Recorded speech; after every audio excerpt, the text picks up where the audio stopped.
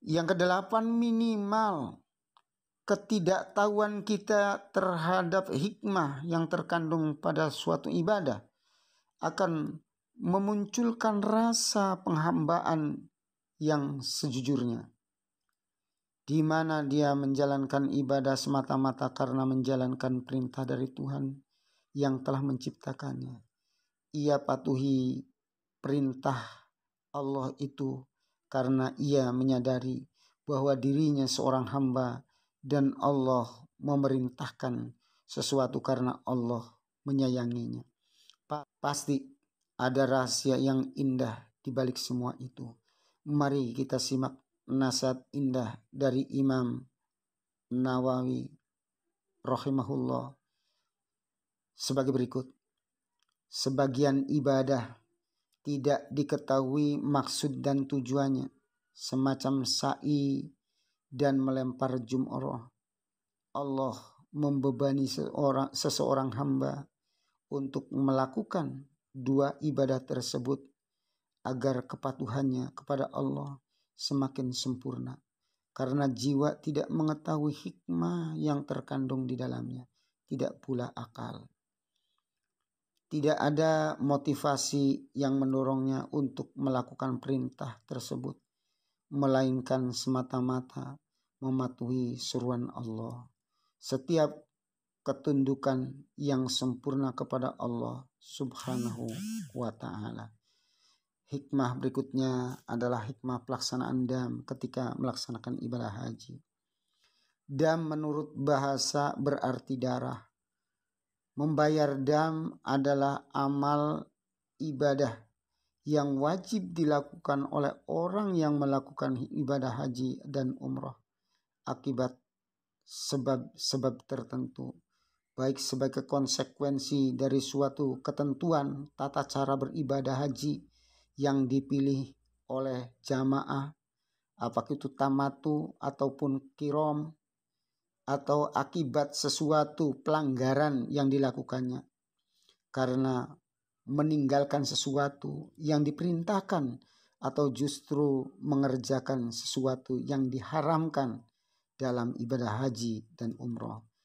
Hikmah yang harus dipahami dari syariat membayar dam ini adalah bahwa ibadah haji tak ubahnya jihad menegakkan agama Allah Subhanahu wa ta'ala, yang di dalamnya sangat wajar jika darah syahid mengalir sebagai akibat dari jihad itu. Menegakkan agama dengan jihad berarti membela iman kepada Allah Subhanahu wa ta'ala, dan pada gilirannya mengangkat keyakinan bahwa hidup dan mati adalah karena Allah, termasuk mati dengan mengeluarkan darah. Berikutnya hikmah mabit dan tahallul. Mabit dan tahallul ternyata mempunyai makna tersendiri bagi jamaah. Segala sesuatu yang dikerjakan atau yang ada di dunia ini pastilah diciptakan dengan maksud dan ataupun hikmahnya masing-masing, sehingga tidak ada satupun yang akan sia-sia. Dalam hal ini juga tak terkecuali mabit dan tahallul yang harus dilakukan oleh para jamaah saat melakukan ibadah haji ataupun ibadah umroh. Dan berikut ini faidah ataupun hikmah di baliknya. Hadirin jamaah calon haji dan umroh KBIHU Jahratul Ulum Karangampel Indramayu. Hikmah mabit di Muzdalifah. Setelah matahari terbenam pada tanggal 9 Zulhijjah, jamaah haji bermalam di Muzdalifah. Mereka mempersiapkan diri untuk esok harinya melempar jumroh. Hikmah mabit di Mina. Bermalam di Mina pada hari-hari tasyrik tanggal 11, 12, 13 Zulhijjah termasuk wajib haji. Mabit di Mina memiliki nilai sejarah yang penting. Ketika itu Nabi Ibrahim digoda terus-menerus oleh setan agar mengurungkan niatnya menyembelih Nabi Ismail. Kemudian Nabi Ibrahim melempar setan-setan yang menggoda dengan batu kerikil. Jadi makna mabit di Mina adalah sebagai simbol perlawanan kita terhadap setan. Karena itu kita harus waspada dan lebih mendekatkan diri kita kepada Allah Subhanahu wa taala. Dengan memiliki iman yang kuat, kita bisa meraih kebahagiaan dunia dan akhirat. Di antara keistimewaan Mina antara lain, yang pertama, kawasan ini pada hari biasa tampak sepi dan selalu menjadi sempit dan selalu menjadi luas secara otomatis sehingga dapat menampung seluruh jamaah. Hal ini sesuai dengan ucapan Rasulullah SAW. Sesungguhnya Mina itu seperti rahim. Ketika terjadi kehamilan, daerah ini diluaskan oleh Allah Subhanahu wa taala. Maka kita tidak semestinya khawatir tidak ada tempat di Mina. Yang kedua, batu kerikil yang dilontarkan ke jumroh oleh jamaah haji yang hajinya diterima oleh Allah Subhanahu wa taala diangkat oleh malaikat ke langit, dan batu yang dilontarkannya kepada jamaah haji yang hajinya tidak diterima dibiarkan batunya menetap di sekitaran jumroh yang akhirnya dibersihkan. Hal ini sesuai dengan ucapan Abdullah ibnu Umar, salah satu sahabat Nabi yang sangat alim. Demi Allah, sesungguhnya Allah mengangkat ke langit batu yang dilemparkan ke jumroh oleh mereka yang hajinya diterima Allah Subhanahu wa taala. Dalam kitab Syifa Al-Gharum diterangkan bahwa Syekh Ibnu Nu'man Al-Tabrizi, mufti Masjidil Haram, pada zamannya pernah melihat sendiri, menyaksikan betapa batu-batu itu berterbangan naik ke atas ke arah langit. Hikmah dari tahallul. Tahallul adalah mencukur rambut. Hal ini dilakukan sebagai simbol untuk melepaskan diri dari segala larangan ihram. Bercukur mengandung makna membersihkan diri dari semua hal yang kotor, membersihkan hati dan pikiran yang tidak bermanfaat. Bercukur melambangkan membuang hal-hal yang buruk menjadi hal-hal yang baik. Cukurlah aib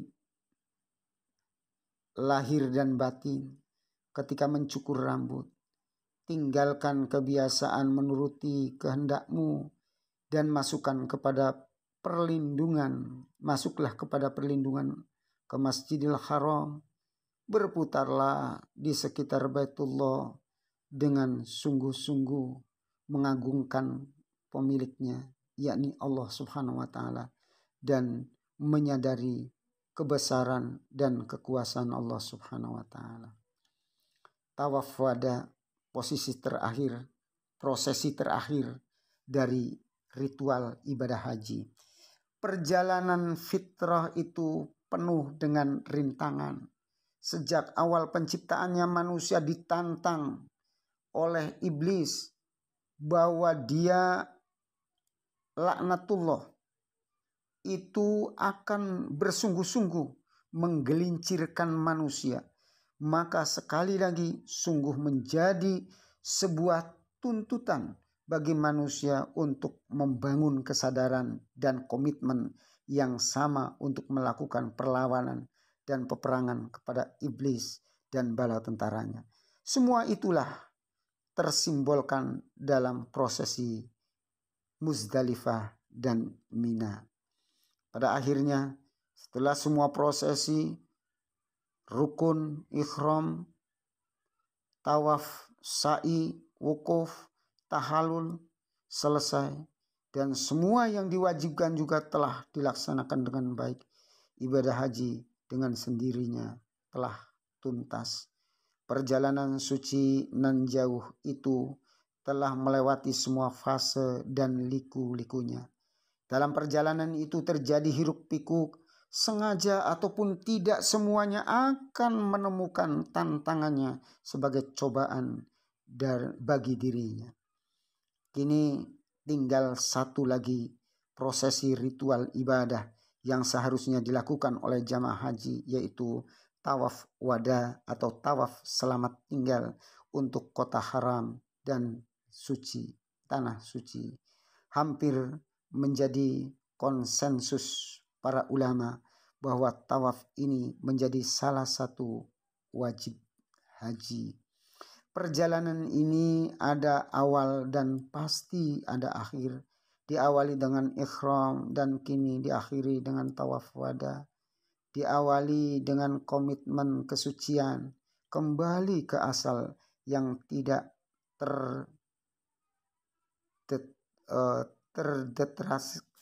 terganggu, yang tidak terganggu. Diawali dengan komitmen kesucian, kembali ke asal yang tidak terganggu oleh hiruk pikuk duniawi. Sementara kini berakhir dengan tawaf sekitar Ka'bah. Sebagaimana pernah disampaikan bahwa tawaf adalah simbol perjalanan hidup dunia yang secara terus-menerus bergerak. Pergerakan yang mengalami perputaran, simbol kehidupan yang konstan mengalami perubahan. Kehidupan masih ada selama ada pergerakan dan perubahan. Seketika perubahan dan pergerakan terhenti, maka terhenti pula kehidupan itu. Karenanya salah satu tantangan hidup manusia adalah selalu siap mengantisipasi pergerakan dan perubahan. Setelah kita memahami hikmah ibadah haji, diharapkan kita sebagai umat Islam yang bertakwa meluruskan niat beribadah hanya kepada Allah Subhanahu wa taala semata. Setelah niat yang tulus, siapkan mental dan fisik yang sehat sehingga calon jamaah dapat menjalankan perjalanan ibadah haji dengan nyaman dan khusyuk. Menjalankan ibadah haji semakin sempurna jika jamaah menghayati dan memahami esensial dari pelaksanaan ibadah haji, baik dalam melaksanakan rukun, wajib maupun sunnah haji. Bagaimana pelestarian haji yang mabrur ini? Jamaah calon haji kelompok bimbingan haji dan umroh Zahratul Ulum Karangampel Indramayu, agar kemabruran haji kita tetap terjaga, maka kita harus menjaga diri dari sikap yang dapat merusak tatanan perilaku kita yang sudah sedemikian kita jaga dan kita rawat di saat kita menjalankan ibadah haji. Kita jaga ibadah kita jaga lisan dan perbuatan kita dari pembicaraan yang tidak bermakna, dari perbuatan yang tidak berguna, serta yang terpenting mohon perlindungan kepada Allah Subhanahu wa taala agar kita dijaga dan diselamatkan baik dalam kehidupan dunia maupun di akhirat kelak. Demikian kiranya materi yang perlu saya sampaikan, semoga menjadi bekal bagi bapak-bapak dan ibu-ibu calon jamaah haji KBH Zahratul Ulum. Semoga diberi kesehatan, kelancaran, dan meraih haji yang mabrur dan mabrurah. Amin ya rabbal alamin. Dan akhirnya saya mohon maaf bila ada hal-hal yang kurang berkenan. Wallahul muwafiq ila aqwamit thoriq. Wassalamualaikum warahmatullahi wabarakatuh. Ni'mata laka wal mulk la sharika lak.